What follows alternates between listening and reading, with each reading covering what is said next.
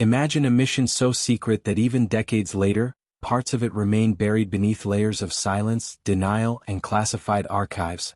A mission born in the depths of the Cold War, where every move between the United States and the Soviet Union carried the weight of nuclear annihilation.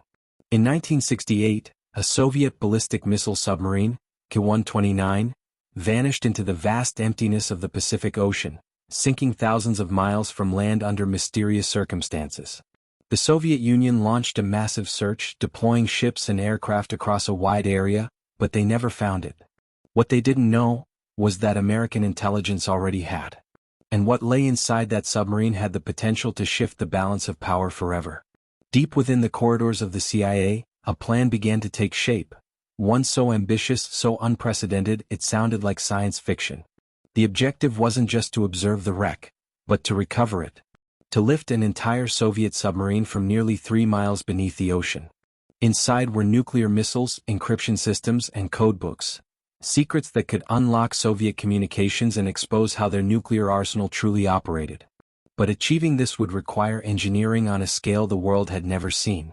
To hide the true purpose of the mission, the CIA needed a cover story, something unusual enough to explain a massive operation, yet believable enough to avoid suspicion. That's when they turned to Howard Hughes. The eccentric billionaire, known for his secrecy and unconventional ventures, became the perfect front. The public story? Hughes was funding a deep-sea mining project to harvest manganese nodules from the ocean floor. Sounded strange, but plausible. And that was enough. Behind that cover, construction began on one of the most mysterious ships ever built, the Glomar Explorer. At first glance, it looked like a commercial vessel. But hidden within was an engineering marvel, a massive mechanical claw, known as the capture vehicle, designed to descend thousands of meters into total darkness, and grasp the wreck of the Ki-129. The challenges were extreme. At those depths, the pressure could crush steel like paper. There was no margin for error. One miscalculation could doom the entire mission. And yet, they moved forward. Driven by the possibility of gaining a decisive intelligence advantage, the United States committed to one of the boldest covert operations in history. By the early 1970s, the Glomar Explorer reached its target location in the Pacific. To the outside world, it was just another experimental mining vessel conducting unusual operations. But beneath the surface, history was unfolding. Slowly, the massive claw descended into the abyss, mile after mile into complete darkness. No light. No visibility. Only precision, engineering, and hope. There would be no second attempt. If this failed, the submarine, and everything inside it, would be lost forever. Then came the moment of truth.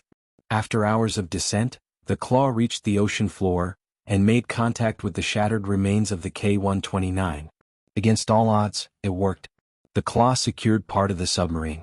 For a brief moment, the impossible became reality. The CIA had done it. They had grabbed a Soviet submarine from the depths of the ocean. But the mission was far from over. As the structure began its slow ascent, tension grew. Every movement mattered. Every sound could signal failure. And then, disaster. Part of the submarine broke apart. Sections slipped from the claw and fell back into the abyss, disappearing once again into the darkness. What remained was only a portion of the vessel. Not the complete prize they had hoped for, but still incredibly valuable. Even with the partial recovery, the operation yielded critical intelligence.